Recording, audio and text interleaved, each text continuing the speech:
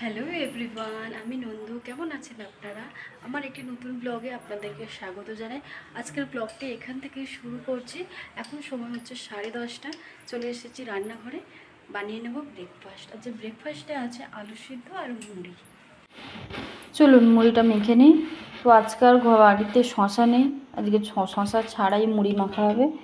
তো এখানে দিয়ে দিয়েছি একটু চানাচুর, অল্প চানাচুর আর একটুখানি ঝুরি ভাজা। চানাচুরটা অনেক আগেই কেনা হয়েছিল, চানাচুরটা একদম খেতে আমার ভালো লাগে না বলে আমি খাইনি, রেখে দিয়েছিলাম, তাই ওকে দিলাম। আমি খাবো না। আলু আগেই সেদ্ধ করে নিয়েছিলাম, আলু দিয়ে দিলাম, দিয়ে মেখে নিয়েছি। এখানে আজকে অর্ডার দিয়েছিলাম মাছ, আর এখানে মাছের এত দাম, তো কোনটা ছেড়ে কোনটা নেব কিছু বুঝতে পারছিলাম না। তো অনেক শেষে দুজনে ঠিক করলাম যে রুই মাছই নেব, কারণ ফ্রিজেতে একটুখানি ফুলকপি পড়ে রয়েছে, সেই ফুলকপিটা দিয়েই রুই মাছটা করবো। আর পাবদা মাছ দেখছিল, পাবদা মাছটা আমি ঠিক রান্না করতে পারি না, তাই নিলাম না। এত দাম দিয়ে জিনিসটা নেব, যদি ঠিকঠাক করে রান্না না করতে পারি জিনিসটা নষ্ট হবে না, তাই আজকে আর নিইনি। তো বললাম পরে অন্য একদিন নেব। চলুন মাছটা ধুয়ে নিয়েছি, এখানে এটা তুলে রেখে দিলাম এক জায়গায়। যেটা ফ্রিজে রাখবো সেটা আলাদা করে নিয়েছি, যেটা রান্না করবো সেটাও আলাদা করে নিয়েছি। এর মধ্যে একটুখানি নুন আর অল্প হলুদ মাখিয়ে নিচ্ছে। আমার না নুনের হিসাবটা ঠিক আমি পারি না, কখনো বেশি হয়ে যায় তো কখনো কম হয়ে যায়। সাথে একটু ডিমও নিয়েছিলাম 6টা, তার মধ্যে দেখি একটা ফাটা। কি করা যাবে, রেখে দিই, কিছু তো করার নেই, রেখে দিয়েছি। এখানে রান্না করব মাছ, তার জন্য কেটে নিচ্ছি। আলু পেঁয়াজ সব নিয়ে এসেছি, কেটে নিই। পেঁয়াজটা কেটে নিয়েছি, সাথে নিয়েছি একটা টমেটম। টমেটমটা খুব একটা ভালো লাগে না, মাছের ঝোলে না দিলে আবার কেমন একটা লাগবে, তাই কী আর করবো, ছোটো একটা টমেটম নিয়েছি। আর টমেটোগুলো হাইব্রিড, এখানে যা দেখি না জিনিস ঠিক মনের মতো পছন্দ হয় না।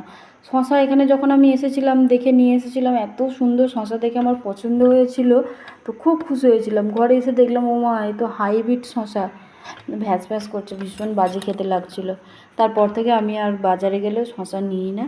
খুব খেতে ইচ্ছা করলে তখন একটা কি দুটো বেছে বেছে নিই, কেননা নিয়ে এসে সেই নষ্ট হবে, শুকনো হবে। প্রথমবার নিয়ে এসে নষ্টই হয়েছিল, তো আর ওই জন্য নিয়ে আসেনি। চলুন মাছটা ভেজে নিই। মাছটা ভেজে নিয়ে তারপরে তরকারিটা বসিয়ে দেবো। ভাত ওদিকে বসিয়ে দিয়েছি, ভাত প্রায় হয়েই গিয়েছে, নামিয়ে দিয়েছি। চলুন মাছগুলো ভেজে নিই। মাছগুলো এত সুন্দর ভাজা হয়েছে দেখছেন, সুন্দর একদম লাল লাল করে ভেজে নিয়েছি। মাছটা দেখতে ভীষণ সুন্দর ছিল, তো আজ ভাজার পরেও দেখতে ভীষণ সুন্দর লাগছে। জানি না খেতে কীরকম হবে। চলুন ফুলকপিটা ভেজে নিই। অল্প একটু ফুলকপি অনেক দিন থেকে এনে রেখে দিয়েছিল, তাকে আমি একবার ভাবছিলাম ভেজে নেব, একবার ভাবছি কি এটাকে দিয়ে অন্য তরকারি করে নেব। তো আজ তার গতি হয়েছে, করে নিলাম তাকে। আর নেই। আর ওখানের ফুলকপি খেতেও ভালো না, আর এখন তো ফুলকপি ওখানেও জানি দেশেও খুব একটা খেতে ভালো নয়। চলুন পেঁয়াজ দিয়ে দিয়েছি, পেঁয়াজটা ভেজে নিই। পেঁয়াজটা অল্প ভাজা হয়ে গেলে লাল লাল করে এর মধ্যে আলু দিয়ে দেবো। এবারে আলুগুলো আমি লম্বা লম্বা করে কেটেছি, এরকম আলু আমি খুব একটা দিই না। এরকম আলু আমার শাশুড়ি ভীষণ তরকারিতে দেয়, লম্বা লম্বা করে। পাতলা পাতলা করে দিলে কী হয়, তাড়াতাড়ি সেদ্ধ হয়ে যায়। তো আজকে আমি সেই তার জন্যই তাড়াতাড়ি আজকে অনেক বেলায় রান্না বসিয়েছি জানেন।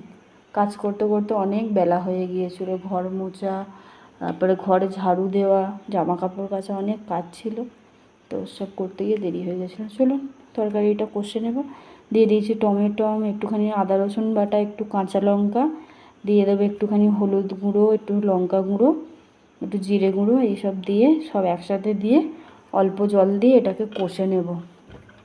আর আজকের তরকারিটা এই গুঁড়ো লঙ্কাটা দিইনি বেশি করে, অল্প দিয়েছি, কেননা কালকে রাতে রাজমা ছিল, সেই রাজমাটাও খেয়েছি আমি সকালে, পেটটা খারাপ লাগছিল, শরীরটাও খারাপ লাগছিল, তাই আর বেশি দিইনি। আর তরকারিতে মশলাও খুব একটা বেশি দিইনি, ভালো লাগছিল না বলে। তো অল্প জল দিয়ে এটাকে কষে নিয়েছি।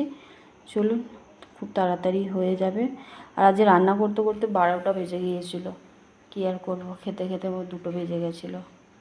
কিছু করার নেই, সংসারে কাজ থাকলে তো হবেই, করতে হবে।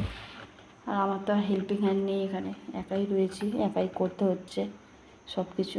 চলুন মাছগুলো দিয়ে দিয়েছি, দিয়ে দেবো অল্প কেটে রাখা ধনিয়া পাতা আর একটুখানি গরম মশলা দিয়ে 2 মিনিট ফুটিয়ে নেব। 2 মিনিট ফুটিয়ে নিলেই চলুন হয়ে যাবে তরকারি, হয়েও গিয়ে এসেছে প্রায়। হ্যাঁ শেষ হয়ে গিয়েছে। চলুন গরম মশলাও দিয়ে দিয়েছি, দেখুন মাছের তরকারি হয়ে গিয়েছে। চলুন দুপুরে খাওয়া দাওয়ার পরই দেখি আকাশের অবস্থা এরকম পাল্টে গিয়েছে। চলুন কিছু সময় পরেই এসে যাবে বৃষ্টি। আমার জামা কাপড়গুলো বাইরে দেওয়া রয়েছে, তুলে দিই। আজকের ভিডিওটা তাহলে এই পর্যন্ত।